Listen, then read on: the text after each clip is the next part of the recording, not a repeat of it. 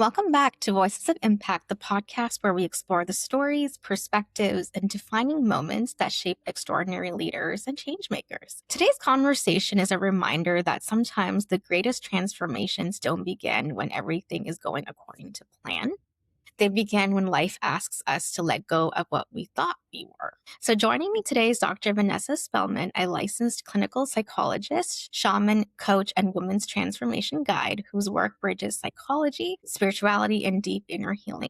So for more than a decade, Vanessa has supported women through life's biggest transitions. But what makes her perspective so powerful is that it only isn't grounded in professional expertise. It's rooted in lived experiences, which we're going to kind of get into deeper. Through her own seasons of change, she discovered that healing isn't about returning to who you once were. It's about becoming who you are always meant to be. So one of my favorite topics, because we're all going through very similar transitions. And I know a lot of people listening are going through it. Today, we're exploring what happens when life falls apart, how identity is rebuilt through healing, and why our most difficult seasons often become the foundation of our deepest purpose. So, Vanessa, welcome to Voices of Impact. I'm so grateful you're here. Thank you so much. I'm so grateful to share time and space with you today, Vina. Amazing. So let's get into it. So, kind of starting out with your journey and your story. So, before you became a psychologist, coach, and shaman, you were simply Vanessa, navigating life like the rest of us. So, looking back,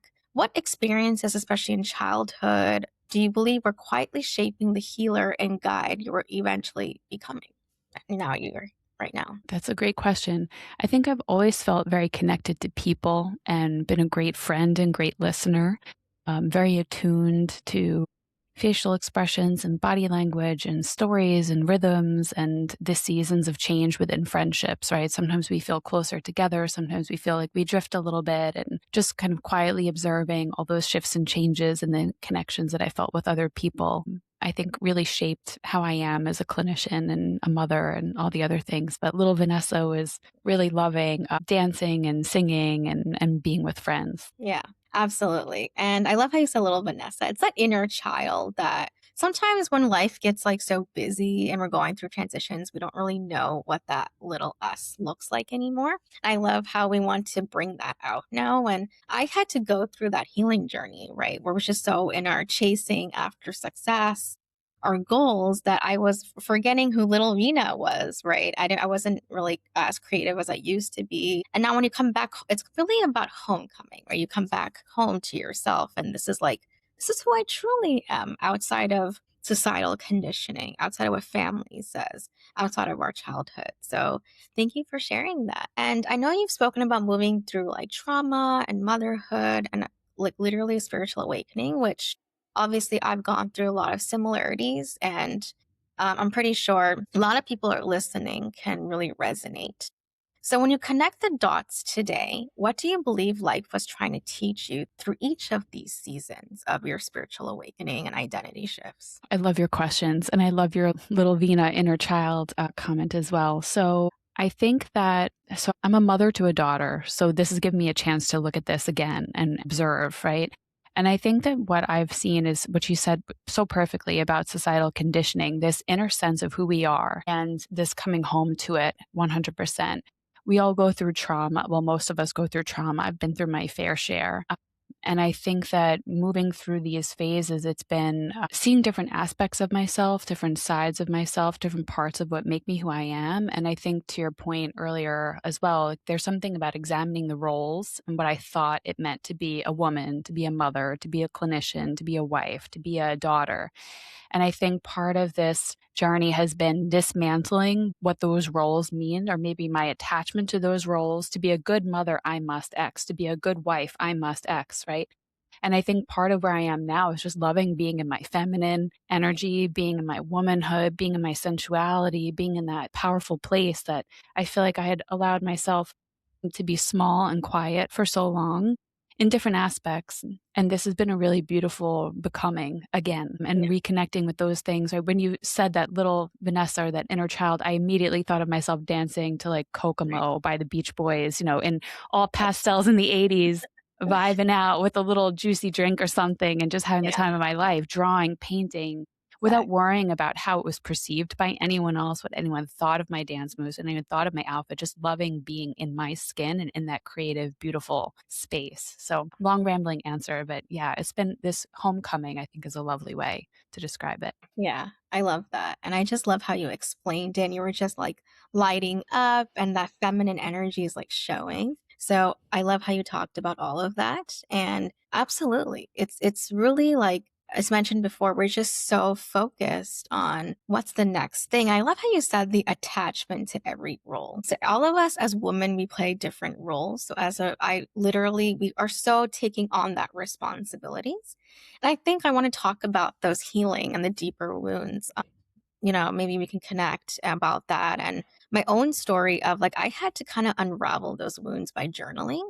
And I was like so attached to like, bringing on the responsibilities of a daughter, of, a coach, of a business owner. I mean, I'm not a mother yet, but apparently I will be a mother soon. And so many different titles that I had. And I was like, why? Like, I'm just so bogged down by these responsibilities. To your point, I didn't know who little Vina was, right? So sometimes we tie that identity to the titles and who, like the roles that we play, that we don't really understand that it's really about who truly we are beneath those layers. It's like an onion. And I was doing a masterclass last night, and we were talking about the different stages of like survival mode and going into safety, feeling safe, feeling aligned, and then being in your sovereignty and going through each of those stages. It's not about like adding more to it, but it's like subtracting. Like, what are you releasing? What are you letting go? And I love how you really let go of those layers and you're like, hey, I'm really in my feminine now. I'm in my higher self. I'm in my best version. So I love that. And it shows. And I love the Beach Boys, by the way, as well. So yeah, just be you, right? That's all you need. And that's enough, right? It's not about whether I'm a mother or that's a great thing, but you yourself, it's enough, right? And a lot of people like don't understand that or they forget that. So this is kind of like a reminder. And the fact that you're sharing this with us today. So thank you so much. It's just really beautiful. So and Thank yeah, you. it's really a homecoming to ourselves and kind of going into, your spiritual awakening. What shifted internally, if you can go a little more deeper, that allowed some pain to become a doorway into more deeper healing instead of something that defined you? Like, how did that work for you? What did you Sure. have to release? Sure. Well, I have an abuse history myself.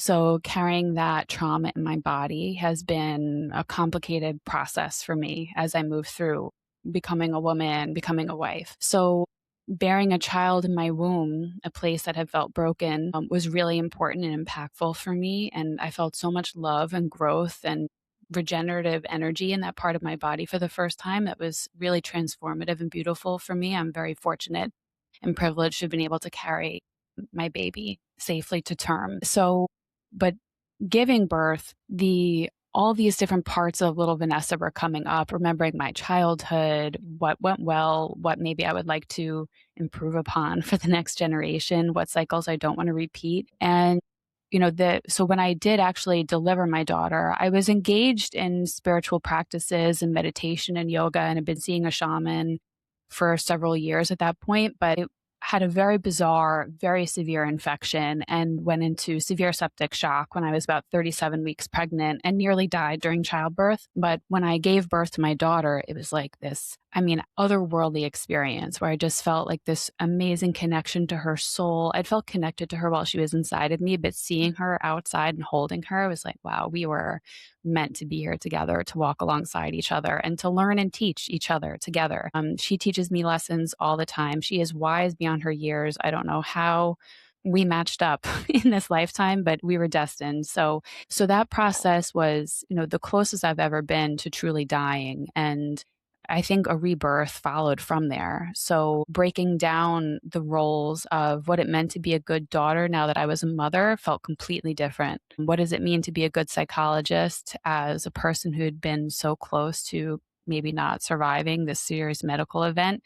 The rules that I had set for myself about what being good meant in all these different ways, I was able to hold them outside of myself and observe them in a new way, rather than keeping them here and like, this is who I am, this is it. They said, no, like, let's look at these and wonder together with curiosity and humility and gentleness. Is this the only way to be a daughter? Is this the only way to be a psychologist? And I think I've softened so much over the years as a result of that. And it led me to go to my shaman training where I had to do exercises where we go around the medicine wheel and you sit with the roles that you feel attached to, that feel like they pull on some part of you, some obligation, some I must, I should, I have to. And I had to go through that at least 4 or 5 times in the course of 8 months to sit Wow. with what these roles meant to me. And we would do sand painting. So to blow these roles into objects in nature and leave them overnight. And whatever moved, leaves, twigs, flowers, it was released and it didn't need more work. But what stayed, I needed to process more. And girl, a lot stayed in that sand painting. So I had to keep doing them over and over again. But I think it's been a process of coming back to that childhood, that inner voice, that intuition, that part of us that knows when something feels good or feels bad, when something feels like play or it feels like obligation. And I think that learning to play again with my daughter is another part of my spiritual awakening. It's been really transformative. So much joy. So Wow. I'll leave it there. That was a long answer, Vina. Wow. No, I'm honored to learn more about your story. And thank you so much for being vulnerable. And it's so inspiring. And it's so beautiful. It's making me emotional because Oh. I know I might not understand what you've been through, but the fact that you're here and you've turned that pain into power and you raised such a beautiful daughter and a beautiful soul. And yeah, it's all meant to be. And motherhood is its greatest teachers, right? I'm not a mother yet, but I know it's going to be a blessing and I'm just so excited. But going through all of that, I know how much of like devastating it would have felt. But at the same time, we know that it's more of, we think about it logically, some people, and they're like, oh my God, why did this happen? But I love how you really turn it into like, hey, this is a teacher. It was a lesson for me. What did it teach me? When you go through a spiritual awakening, and yeah, you might have to go through 6 or 7, debts or ego debts, but it's really bringing you into your sovereign self, into your best feminine self, right? And, there's parts of yourself that might be triggered and you have to like face, but at the end of the day, it's so transformative. It's so beautiful. And look at you today being such a role model on this podcast for so many, for me, for the next generation, for so many mothers who are like, hey, like we're struggling right now. And that's what makes it so beautiful. It's like these lived experiences, right? And even for me, like I went through a spiritual awakening through a lot of, of course, I also went through abuse, toxic relationships, and everything. And if someone taught me this, I wouldn't have probably overcome a lot of things. I had to experience it myself. And there's a reason behind what the universe and divine is doing for us. And we realize that through other people and lessons, like we actually become more of ourselves, right? We become like, we kind of come home to ourselves. And that inner child is like, hey, here you go. Here's the real you, right? So it's just Mm. beautiful. And thank you so much for sharing that. And that was actually my next question. So you answered it really well Oh. is, I loved it. Yeah. How do you really rebuild trust in your Mm. own voice? Yeah, your inner voice after experiencing trauma and loss and life transitions. And I love how you said just really listening to your intuition because it's a balance. And I love for you to kind of also, yeah, if you want to go more into detail. Sure. And thank you for everything you just said, Vina. That was lovely. And I hope that I think sometimes the best insights are the ones we arrive at on our own in our own time, and some things can't be rushed. And I believe in divine timing. And I think those layers peel back when we're ready to see what's underneath. So I'll leave that part there. But this piece about intuition and trust, I think. So I've been through some heartbreak, divorce, and blew my life up in various ways over the years. But I think that part of what I've been working on my whole life is this idea of trust. And I think sometimes when you've been through trauma, you can feel like you are almost radioactive, that there's something about you that makes you not good enough or too much to handle. And no one's going to be able to sit with all of who you are and what you've been through. And sometimes I think we then unconsciously kind of sabotage. We test people, right? I've done this myself personally. So I'm speaking from like the landmines I've set in my own personal life.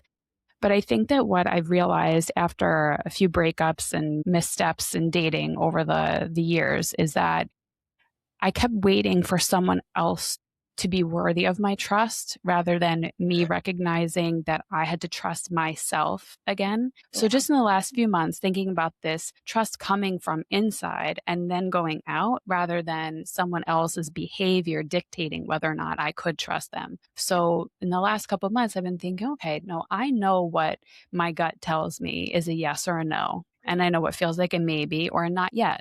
Right. Exactly. So, I think that instead of waiting for a friend or a man to be worthy of my trust, I've been putting the focus more on myself and listening to my inner voice when something seems exciting or I feel nervous. Is that razor's edge of thrill and terrifying, which means I have to push myself out of my comfort zone, or is it a no way? So I really am feeling like this puts me back in power and Mhm. isn't making my feelings of goodness, worthiness, happiness, joy, whatever, reliant on the behavior of another person, but more about what room I choose to be in and the people I choose to be in it with. Right. Absolutely. That's so powerful. Oh my God, you're so amazing and it's so Thank you. inspiring. Like, Thank you. honestly, and yeah, exactly. And I'm so glad that you took the power back and it's on you. And absolutely, right? And can relate to everything you're saying because in relationships, like I was looking for external validation and love. And, why can't he give me what I want? Why can't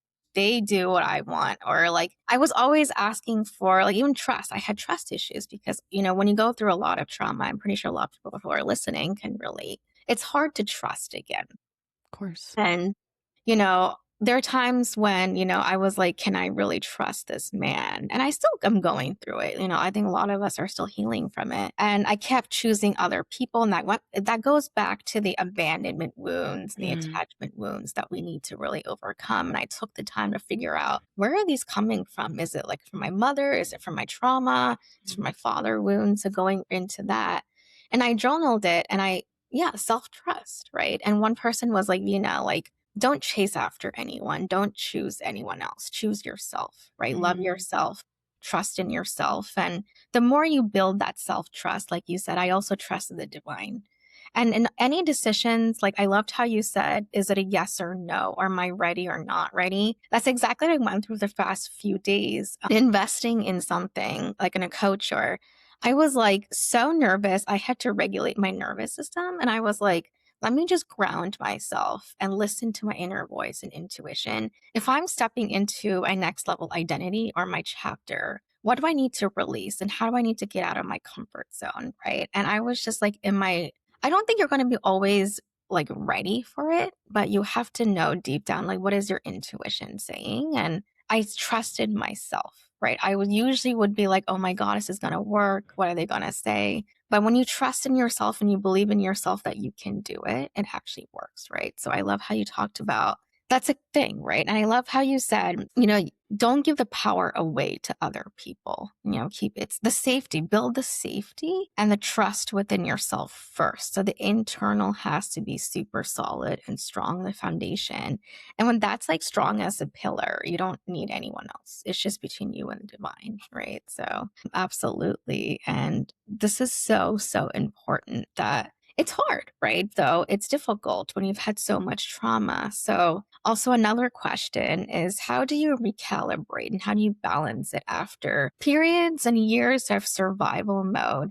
Going into psychology, and I know maybe we touch on like energetics and nervous system regulation. How do we like recalibrate and regulate that nervous system to be like, okay, I need to listen to my inner voice if I right after coming from survival mode and going into alignment.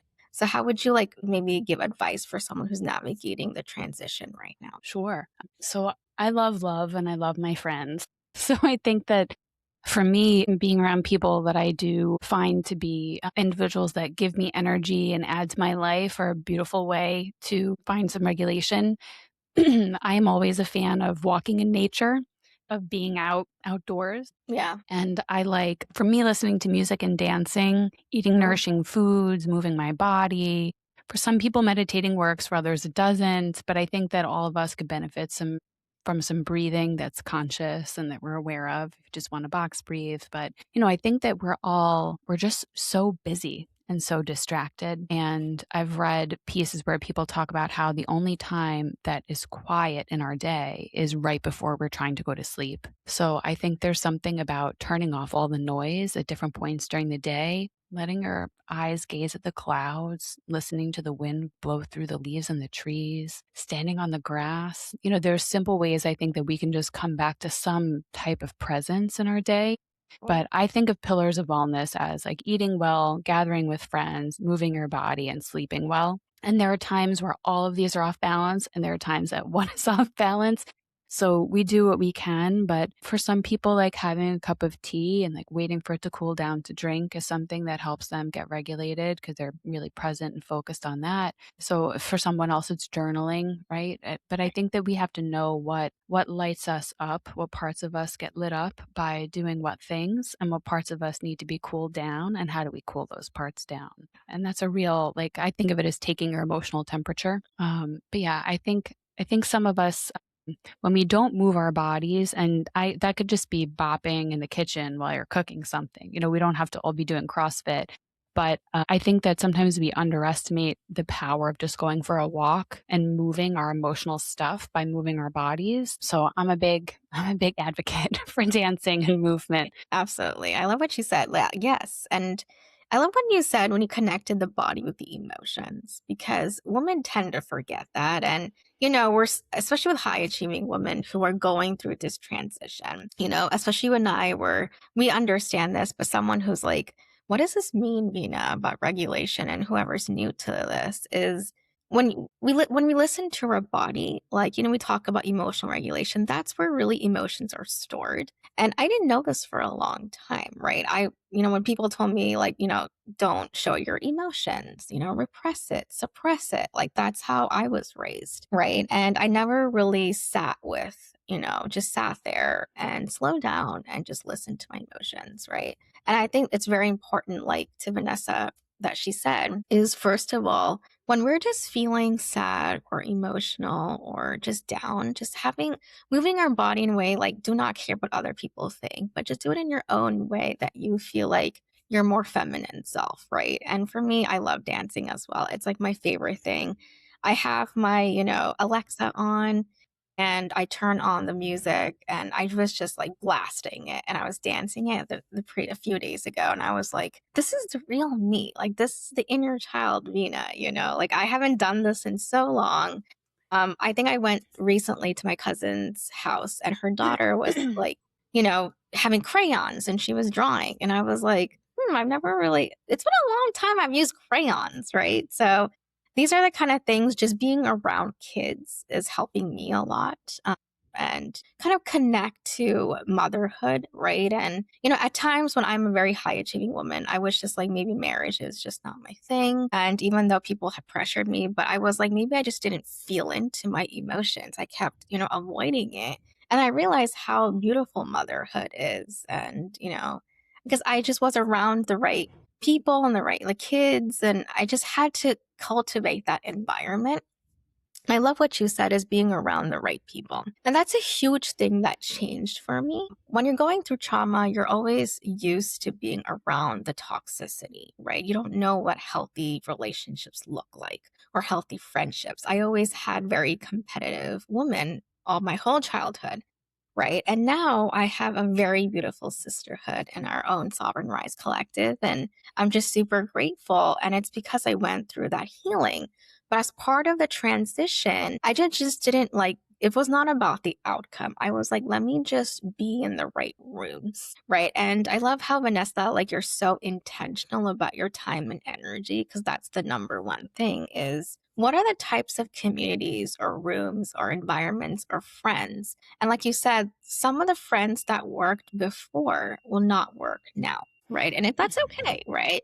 But the more you're evolving, those friends fall apart. It doesn't mean something's wrong with you, but now it's your chance to kind of be in rooms where they're women like you. If you're healing, you're going to find women who are also healing the same way that you are and who are also like more healthier. And that's what changed for me. Even for men, I was like, I'm never going to find a healthy guy. But I went into rooms where there were actually healthy masculine men who protected it, provided for me. And I was like, now I feel okay. And it brought that safety. So my point is being in the right environments, even if it's nature, just to quiet yourself down, feel into your emotions, brings in that safety within yourself before you go out and push yourself out in the world, right? And music, dance, yoga, we don't have to look at it just from a place of fitness, but really tapping into your femininity and embodying that takes time, but you want to make sure you're consistent with it. So thank you so much for sharing that. Yeah, I think thank it's you. beautiful that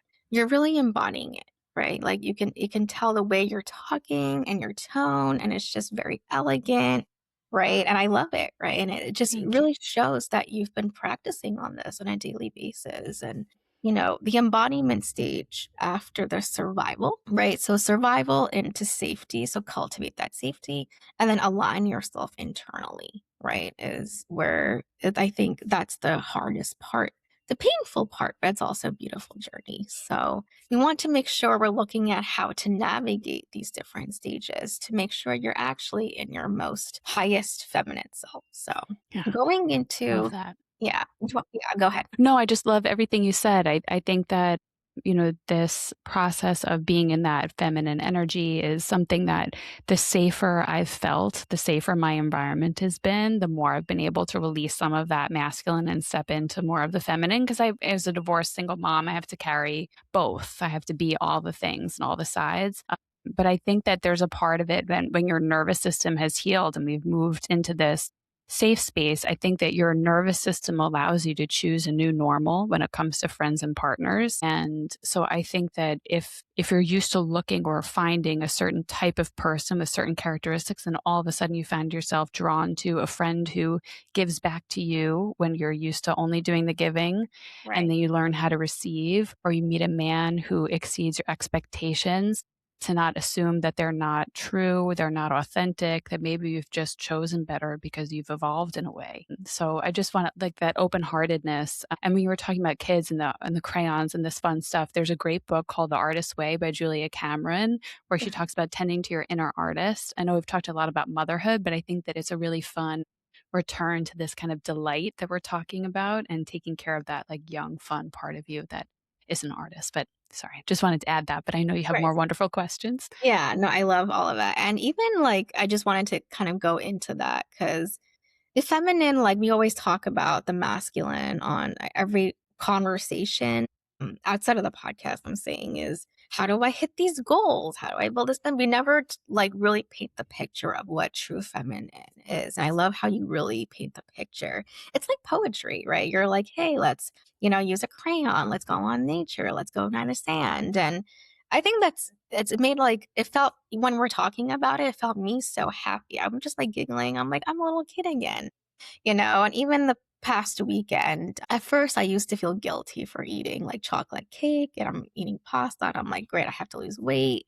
But I was like, let me just forget about that, forget about goals, and let me just go back to my inner child. So, what did my inner child want? And I was like, I want to enjoy this cake. So, I went ahead and just really took the time to like be in the moment and enjoy and not worry about goals all the time Yeah. and just I was like there was a completely different feeling when I went into a mall this weekend, and it could tell, like, my unhealed self for past couple of years, I would just dread going to the mall. I would just be like, "This is so boring, it's empty, like, whatever." In the same mall, 2, 3 years later, I'm just happy, right? I just feel fulfilled. There's a sense of self-trust, self-love, and I'm like, it's the same thing, but I've just healed my wounds. I see it differently. It's a different perspective. It's a different lens. There's no external validation. I honestly, I'm the happiest I've ever been. I don't have a partner currently right now. And I'm just like, you know what?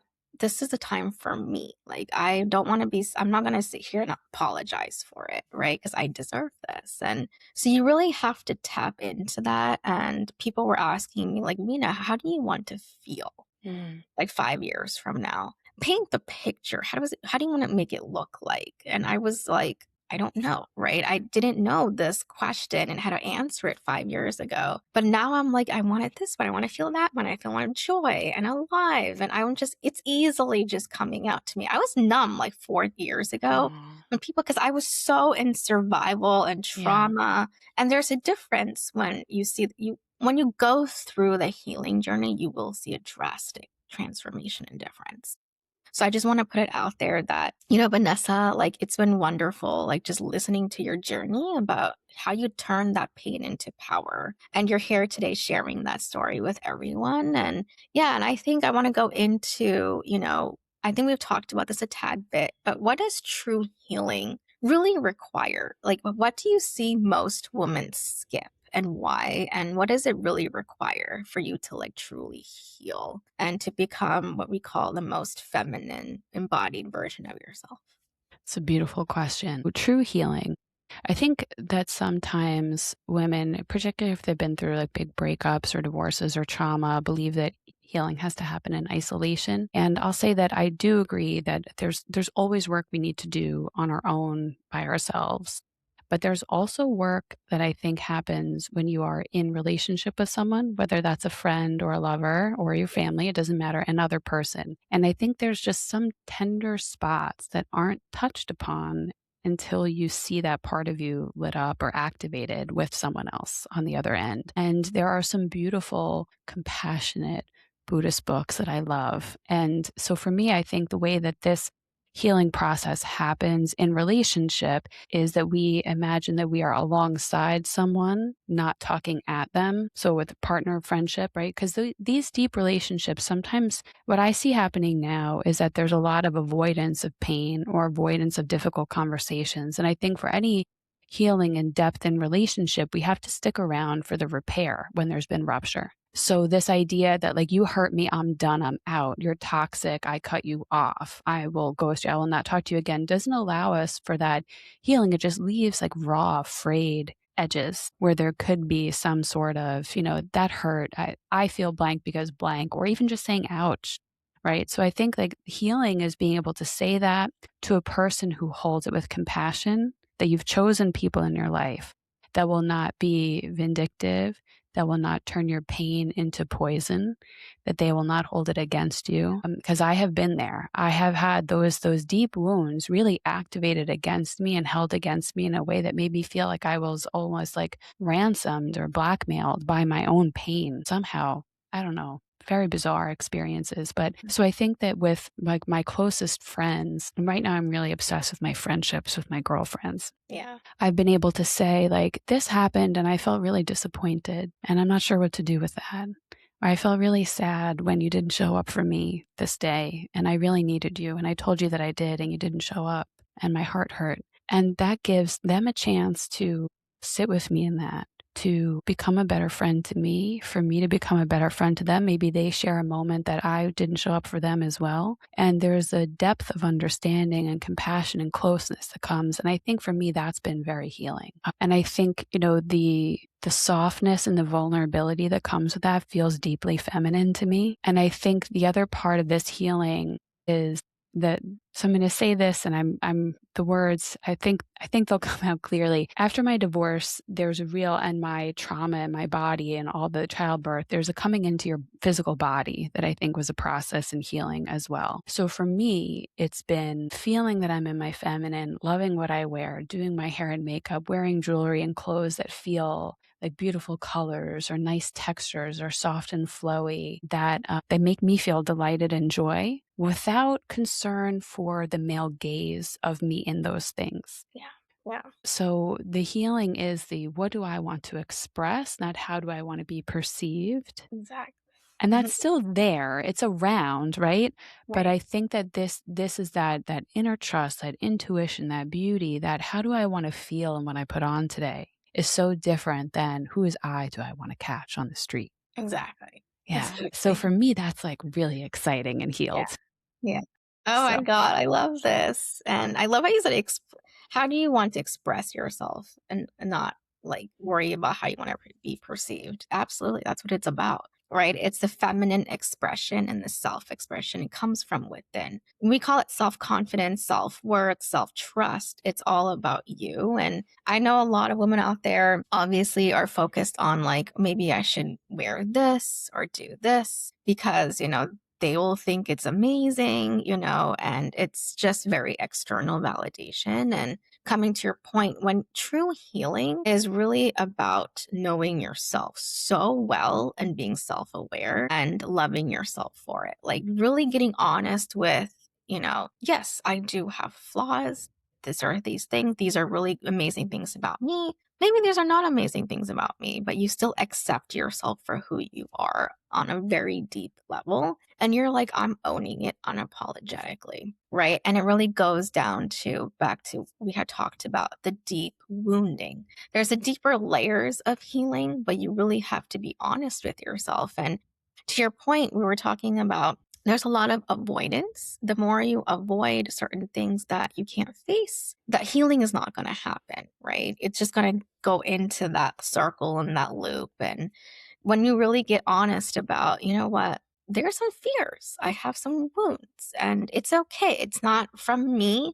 This is not about me. It's from the journey. These are lessons, divine is preparing me to become a better version.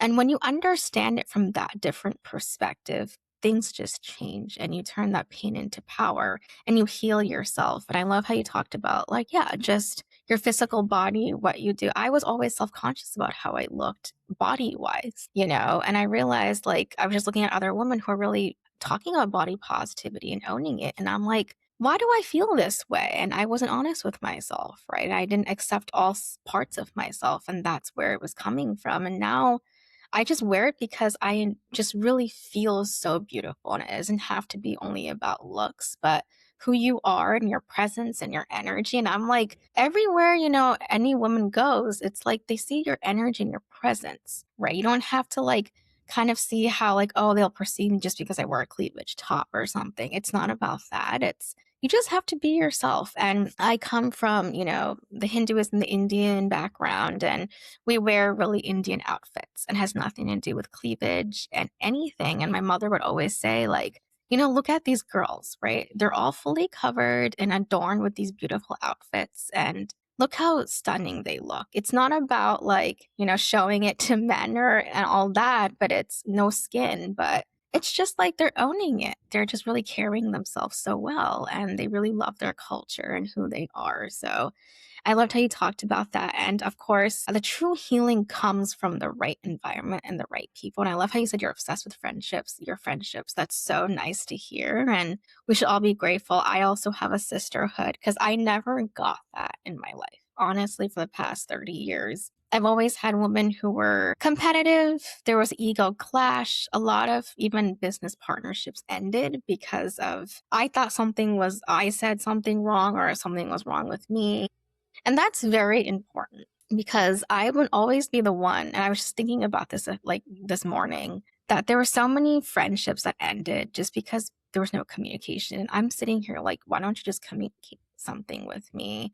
We can talk it out. Let's try to see if we can compromise, come to a middle ground. And instead of actually speaking about it and speaking the truth, I don't want conflict. And they would just leave. And I'm like, did I do something wrong? Right. So and I've always kind of thought it was like maybe I was the problem, but in reality, I was just with the wrong people, the unhealed versions of them that were projected on me. And I was like, why am I attracting these kind of friendships? That all came back to like my own inner work. And the more I healed and did my inner work first, I attracted that sisterhood right now who truly support me. And we just had a conversation in our community about we're getting raw and real. If we're having these real conversations and they're like, Mina, like whatever help you need, support you need, I'm here. Let's really build that together. And it's not even a judgmental thing. And a lot of women come to me, they're like, hey, like I always have to perform. But with you, Mina, it's like so easy. Like I just can be myself. I belong.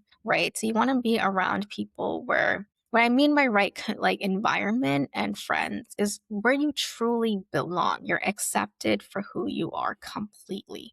You could just come in and just do whatever you want. And you're like, hey, like, I want you in my circle. I believe in you. I support you. Right. So these are such amazing things that you said about true healing because a lot of people don't understand that. Right. So thank you for sharing that beautiful message and all of Thank you. that. So, Yeah, no, I think that what you're talking about, I would sum up as, unconditional self-love on our best days and our worst days, what we wear, what we don't. And I think the way you talked about, that inner beauty radiating through just an expression of ourselves through what we wear, not about how much is shown or not shown, or it's all gorgeous. And this part about the non-competitive friendships, there's another term called sympathetic joy, which I love. Is when you truly feel excitement and joy because someone else has something beautiful happening in their lives. And I would love for us as women to feel more of that with each other right. and not comparison, not judgment, not holding each other down. There is enough good stuff out here for everyone to achieve all the things that they want. And I just love that, I feel so delighted when my friends have big successes in their lives. And I love that you and I are both calling women into our lives that bring that and echo it back to us. Yeah, absolutely. And yeah, it's a beautiful journey. Of course, I want to acknowledge that it takes time to go through that true healing, but and I used to do it all by myself and it was isolating, but I just want to put it out there that Vanessa and I, we have a sisterhood that, is real and true. And to Vanessa's point, we're just really happy when we actually celebrate the wins together, like I this happened, I got married. It even doesn't have to be even a big thing, like one person, she was talking about creating a website for her business. And she was like, I think that's just like a small win. And I was like, no, it's not a Big small win. win. It's a big win. Come on. Yeah. Like, how it's not easy to like build a business by yourself. And I've been there in 4 years and I was like, nothing is a small win because I have a lot of women who come to me saying, like, even with we had a cocktails and connections event and we were going through our own, this is what, we tend to overshare and overgive. And we're actually sharing our own experiences and that it's okay to share these things and it's okay to talk about it. Right. And be vulnerable. And she was like, I'm so happy that I'm here. She was like, we don't have this sisterhood. I never had that, but to kind of create an environment for other women that we're calling in and, is very important. So, yeah, Yeah. absolutely, Vanessa. And thank you for your beautiful presence. And if someone's listening, like, for example, they think they're going through a transition right now and they're like, hey, my life is falling apart.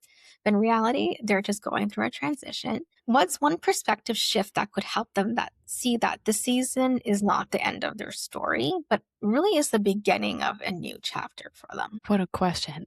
So sometimes I have a few bumper stickers. So I'll say one is our feelings aren't forever, they're for now. Sometimes we have to have a breakdown to have a breakthrough. And this is all like relative, right? Like sometimes we really need a different level of support. And I think that you can't rush things that can't be rushed. Rebuilding, finding a solid foundation. If you watch a literal building be put up, they don't put the top part without pouring the concrete. So I think Right. you have to give yourself some time to pour that strong foundation, put up the scaffolding, have the support that you don't see built behind the beautiful outside. But it takes time, and I think that you have to allow for rebuilding when something breaks down and be gentle. Yeah. But yeah, these feeling states, you can't I think that sometimes people rush through the grief Mhm. or the sadness or the anger. And another beautiful, I love Pima Chodron. She has a book called The Places That Scare You that I think is beautiful. And she has a book called When Things Fall Apart, Hard Mhm. Advice for Difficult Times. And so I really like that it's very compassionate and non-avoidant perspective Mhm. on like sitting with the difficult feelings that some of us try to push to the side. And trusting that there's an end to them, right? No feeling state lasts in the same exact way forever. So Yeah. sum it up there. Yeah, absolutely. And sometimes, like, I know one person was telling me the same similar thing that when we have walls up, sometimes we have to break those walls and then rebuild it in the correct way. And she said that to me, and I was like, it's absolutely similar to that. And yeah, literally like building a house. And I was just talking to someone about that is you cannot build a strong house and a sustainable thing and it just lasts long term without the concrete and the strong foundation. And for me, honestly speaking, to go through I went through like 3 or 4 spiritual awakenings, a lot of identity shifts, ego deaths, and literally it's been 15 years, right? Mm. And I was like, it's been a long journey, but I still didn't give up. I was resilient, persistent. I was just like divine. I literally was like letting go. I surrendered and I trusted in myself and the divine. And you would think like, wow, 15 years. Anyone else would have rushed it through and been like, okay, you know what, this is not working. And, a lot of it, I'm pretty sure it took a long time for you. It took me 15 years Yeah. and here I am today. But even though it took a long time, yeah, there were moments where I was like, everyone was like getting married, everyone was happy, things were just working for them. And I'm like, no, I can't compare my life to them. Right. So you're gonna go through these bouts of ups and downs. But then honestly speaking, it's kind of like the whole the analogy of a diamond, right? When you're a true diamond, when you're God's child, you're a gem. Mhm. You have to be like, you're going to be chiseled. You're going to be broken into pieces and rebuilt. And then it might take some time. We have to let go of the time factor. Yeah, That's for agreed. the divine to choose. And that's Yeah. something it was a huge lesson because coming from family who always pressured me about timelines, Mm. obviously I'm 34 right now and not married. And immediately there's a family thing like Vina's not married yet. She's getting old, all of that. And I had to let go of the timeline, the noise. And I'm like, I know the divine is taking care of me and protecting me. And I know that's important. I don't want to just marry for the sake of marrying. I want a proper, compatible partner. So the timeline you have to let go, especially for people who are in their spiritual journeys. And when you're chiseled and becoming a diamond, a gem, not everyone is a gem, right? And if God has given you that gift, it's really to prepare you. And that is something that I'm seeing in my own reality. Sometimes your external reality doesn't show it immediately, but internally, God is preparing you or the divine is preparing you internally first before your external is coming into play. And honestly, people might not understand it. They might make fun of you. It's not for them. This is between you and the divine. Mm. But it's really a preparation. So each season is a preparation for your next chapter. It's not the ending. I always thought maybe it was the ending. Nothing's going to work for me. I'm doomed. But here I am today on, being very successful and thriving and enjoy because it's the beginning of a new chapter for me moving forward. And that's what it's literally teaching you is that healing. And there's reasons for these, right? So that's a whole different conversation about the ancestral healing and the karmas we have and the rebirth. But, in Hinduism, we call it as a rebirth, a reincarnation of something, right? So that's what we call it. And it's a new version of you is being born. So that has died, and there's a new version.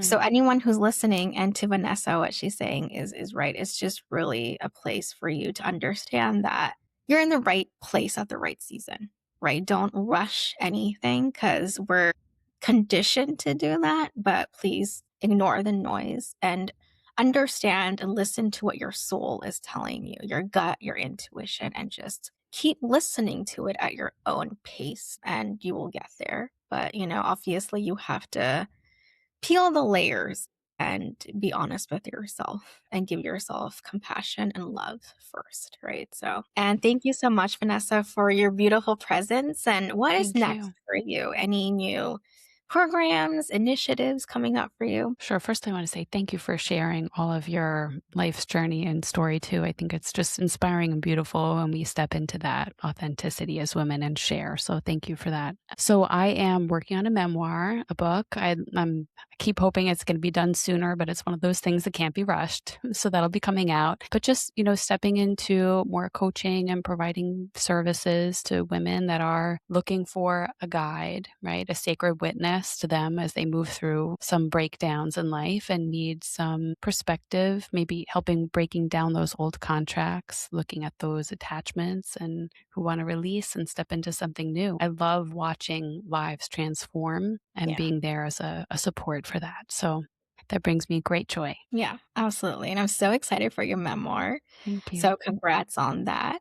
And yeah, absolutely. Coaching. It's been very transformative. It's such a fulfilling journey, and like I said, that's a totally different conversation, but going from a corporate, environment into coaching, and people still say, like, Vina, like, you could easily be so happy with the corporate job. And I'm like, no, this is what I chose. This is what the divine is chosen for me, and I'm happy. Right. Because I was that person who was very stubborn about being a doctor and going into tech. And now, you know what? Now I'm understanding like this is really meant for me. And it's been an amazing journey. So thank you so much. I just hope so much more success for you and Thank you. that you can heal so many people and transform so many lives and inspire and keep going, right? I think we have similar missions and similar legacies, and that's what we're here to do is just build a collective of a lot of women and even men. I've been also talking to a lot of very healthy men, and I'm just so honored because I've come from that background of toxic masculinity men, and to see so many men who have actually done the inner work.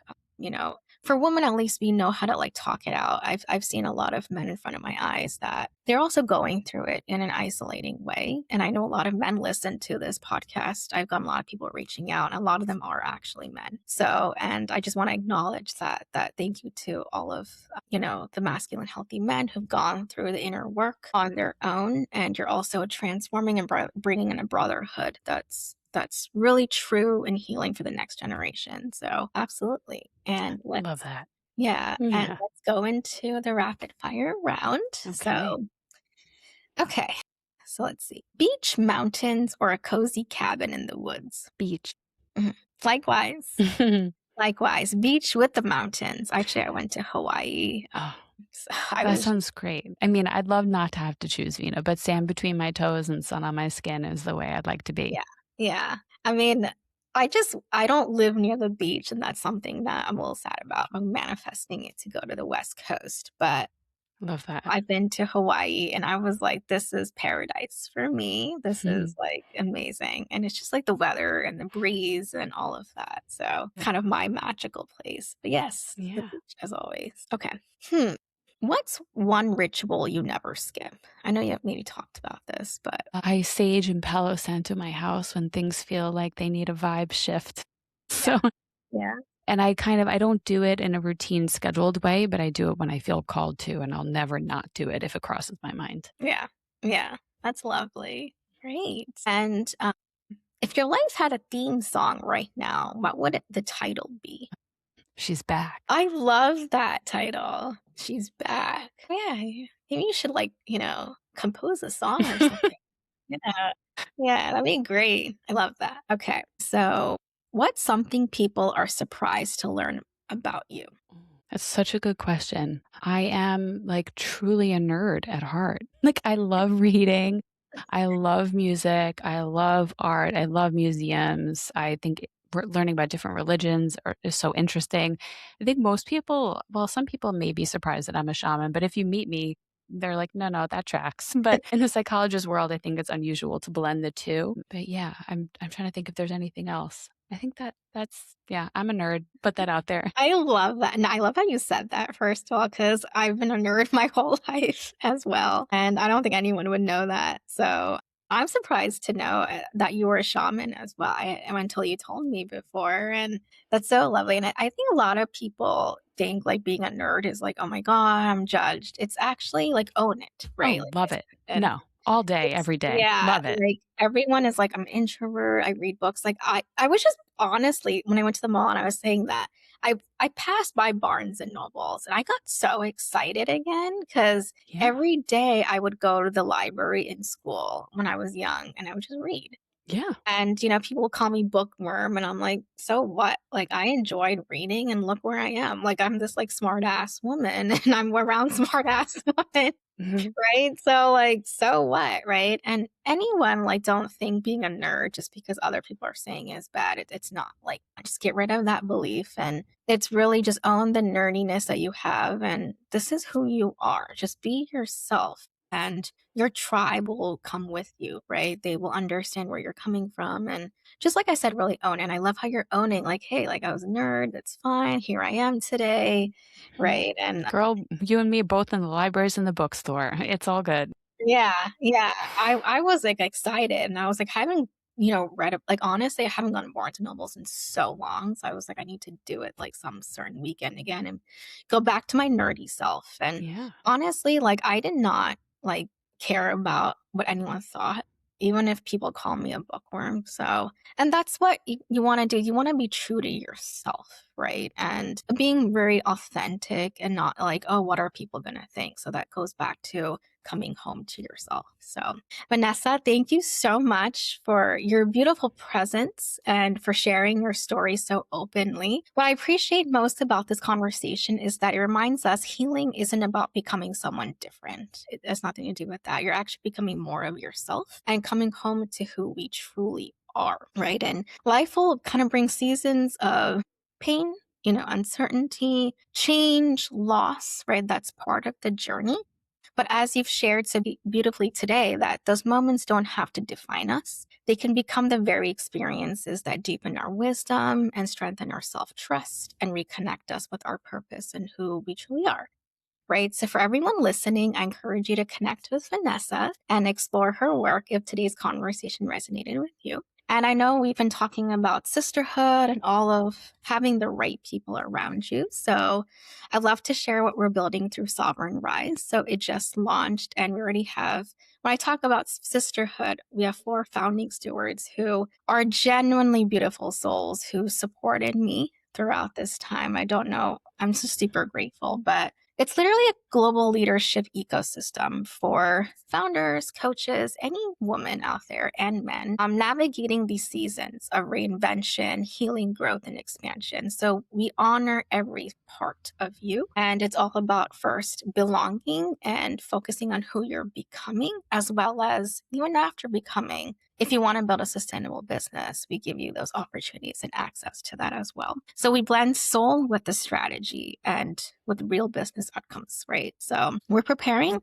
So actually, it's official launched, and we're welcoming founding collaborators, speakers, introductions, all of that. It's been expanding tremendously already. So if you're interested in becoming a founding member, speaker, collaborator, anything, right? And you just want to be around the right people, a sisterhood of really truly healed women and their embodied feminine. This is the place for you. I love to connect, so feel free to reach out to me on LinkedIn or email me at vina@beautifullyempowered.com. And until next time, remember sometimes the chapters that feel like endings are quietly preparing you for the life you're always meant to lead. So it's actually a preparation, it's not the ending. So thank you, Vanessa, for Thank you, joining us on Vina. Voices of Impact. I'll see you in the next episode, everyone.